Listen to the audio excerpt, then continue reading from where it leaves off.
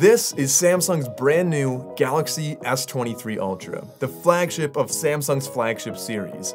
And this is the phone you'd buy if you wanted the very best Samsung had to offer, with a 200 megapixel camera, a built-in S Pen, an improved design, and improved display, among many other things I'll talk about throughout this video. But of course, before we get into the cameras, before we get into anything else, let's start off with just the design. It's a pretty familiar design from what we saw last year with the floating camera layout on the back, but it is subtly changed in a way that I was very happy with. There are boxier edges on here, just like we saw on the S23 and the 23 Plus. It is very subtle, but this gives you a slightly flatter display, which is nice for using the S Pen closer to the edges, fewer accidental touches, easier gripping on the side, and of course the boxier design, in my opinion, just kind of looks better anyway. So I'm happy that it's a slightly flatter display, but it is still a curved display to give you the maximum real estate on your screen. And overall, I think it ended up being a really nice balance for this phone. There are 4 different colors available. There's Phantom Black, there's Cream, there's Lavender, and there's Green, but it's like a really dark, kind of foresty green. Looking around the outside of the phone, of course, we've got the Armor aluminum rails. We've got Gorilla Glass Victus 2 on here as well. This is the first phone to have Gorilla Glass Victus 2, which is supposedly very durable. I haven't dropped this yet. I actually only had my hands on this phone for a couple hours to make this video. But looking at the outside of this phone, of course, we've got our speakers on here. We've got our S Pen silo on the bottom. This does have an S Pen, which makes the phone a little bit thicker than the competition, but it really feels like a solid phone. And with the new camera setup, it doesn't protrude nearly as much as the previous generations did. Of course, on here, you might be surprised and impressed by this, a SIM tray. I mean, I never thought I'd be pointing out SIM trays on phone reviews, but it's nice that we still have a SIM tray on this phone. Flipping over to the front of this phone, we have a 6.8-inch, 120Hz Quad HD Plus AMOLED display. That's a lot to say. Basically, it's a Samsung display, which means it looks really good. It's a great display. You're getting 1750 nits max brightness, but they actually improve the display even more by adding some other features that I'll talk about a little bit later in the video. Okay, now getting back to that display thing I was talking about. The feature is actually called Vision Booster. So the whole S23 lineup has this, and essentially it adjusts the color and the contrast between 3 distinct levels based on ambient environments. So if you have like direct sunlight, if you're in a darker room, it can make things like the colors in the picture look pretty consistent to the eye, regardless of what environment the screen or the display is actually being used in. Now, after using this phone for a couple hours, I didn't notice much new with the S Pen, but I didn't want to overlook it in this video. Obviously, if you're looking to buy an S23 Ultra, the S Pen is going to be a really important part of that. That's really the main reason you'd buy the phone, I think, is because it has that really useful feature that almost no other phones have. So you've got a lot of great things on here, from obviously the ability to handwrite notes.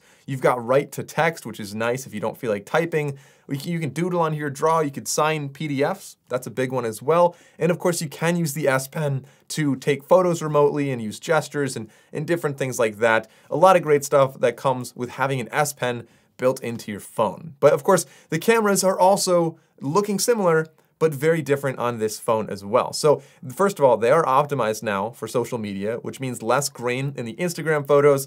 And I apologize, I don't have any sample photos for you in this video because during my time hands-on with the phone, I wasn't allowed to send myself any pictures that I took, which means I can't share them in this video. But as soon as I do have this phone in the studio, I will be sharing them both on Twitter. You can follow me on Twitter, or I'll also be making a video and showing you the sample photos in a full review of a full battery test and the full camera test. If you want to see that video, definitely be sure to click that subscribe button. But talking about the cameras, as I mentioned in the intro of this video, we have a 200 megapixel primary rear lens.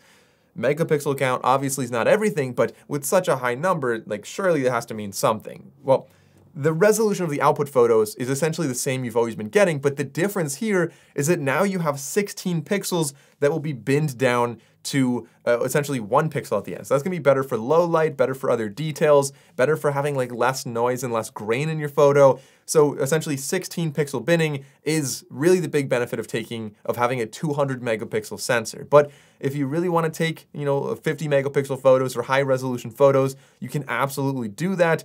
And with that, high megapixel count on the sensor, you could easily blow up these photos and use them to print really large or put it on like a background for a large display, or I don't know, whatever you want to do with it, it's there if you want it. That's more megapixels than I would ever use, and I'm happy to see that on here.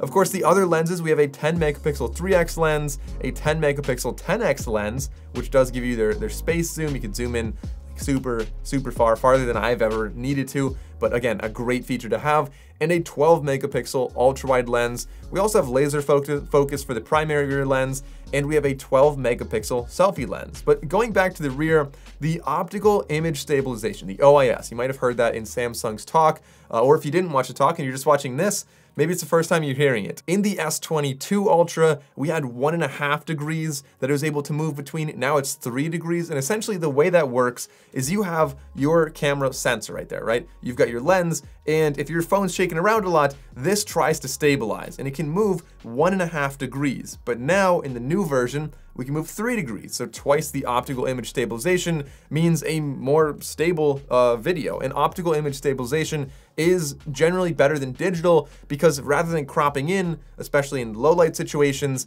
it is all optical, which means that the sensors can do what they normally do, and it's just a more stable video that's coming into that sensor. Talking about the camera software, of course, that's obviously a huge part of this as well. So much of cameras are tied into, first of all, what software you interface with, and second of all, what kind of AI happens in the background. So now we have night mode for selfies or for low light night portraits, essentially. We also have great night portraits in general if you're using portrait mode on the rear lens. And because they now have Pro RAW, this new mode on here, they're kind of updating that to have Astro Hyperlapse and Astro Photo on here, as well as several other things. But focusing on those first of all. In low light, having an astrophotography mode, I think is just such a fun thing. If you're camping, if you're just in the woods, if you're on the beach, whatever, and you see like the stars, like you want, I don't know, maybe it's human nature, you just want to take a photo of that. And as long as you have a tripod, you will be able to do that with the Pro RAW feature on here. It allows you, I think it takes up to like a 4-minute photo. And so it can really, you know, take a long exposure photo and show you the galaxy and all the stars and everything. Similar to what we've seen on, of course, the Pixel phones for a little while now. There's also Astro Hyperlapse, which can show like, you've probably seen the National Geographic photos of like the desert and some mountains and then like the stars all like are lines across the sky. Cool feature. Now you can do that with your phone. Like, it's crazy. You can do that with your phone. Pro RAW is also giving us multiple exposures mode. I mentioned that in my S23 and S23 Plus videos, which by the way, I'm releasing all of these, I think at the same time. So I'll link those like up there in a card as well as in the description below. After this video, be sure to check out my full videos on the S23 and the S23 Plus. No longer are they like a kind of upper mid-range one. They really feel like they're integrated with this flagship lineup, and I was really happy they did that. But I'm getting off topic. Multiple exposures mode essentially allows you to combine multiple shots into one picture. So Samsung's example is like a cool night photo or just like a landscape photo and then a photo of like a silhouette. And they put them together and it kind of looked like the Patagonia logo kind of, where they have like the fish and the mountains in the middle. It was kind of like that. Cool idea, and the ability to do that on your phone, like, I don't know, it's cool. It's nice to have.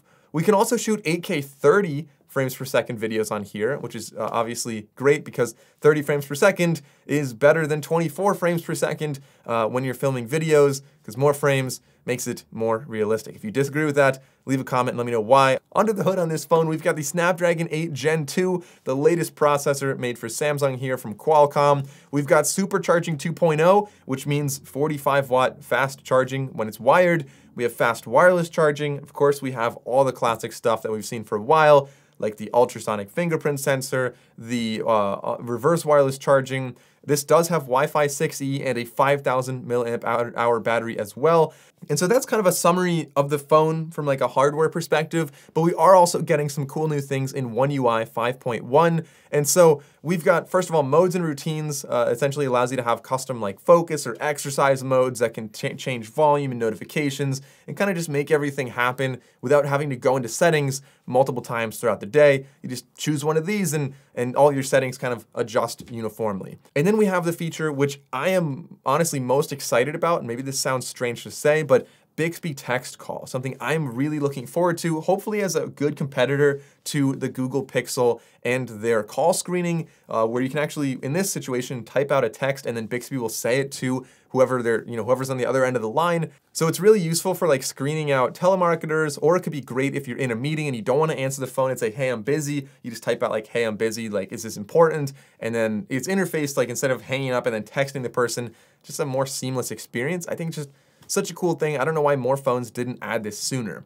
And of course, we got some other Samsung Notes things. If you're in video calls, you can co-edit them in real time. But so that's my take on the S23 Ultra, an Ultra phone that some people might say looks really familiar, a lot like the 22 Ultra. But in my opinion, I'm actually really happy that Samsung kept that familiar design and just made subtle improvements across the board, because I really liked the S22 Ultra, and I don't think every year needs to be a drastically different phone. If you had a good phone last year, the subtle improvements are really what makes it even better in my opinion. So the boxier design, the better display, the better cameras, across the board, just slightly better experience. And this is selling for $11.99, so leave a comment below and let me know what you think of the S23 Ultra. Of course, I will have a full video about this. Be sure to click that subscribe button. And now, before you click off this video, I want to tell you about my other two videos. I've got the S23 Plus and the S23 Regular. Head on over and check out those videos. And let me know what you think of those.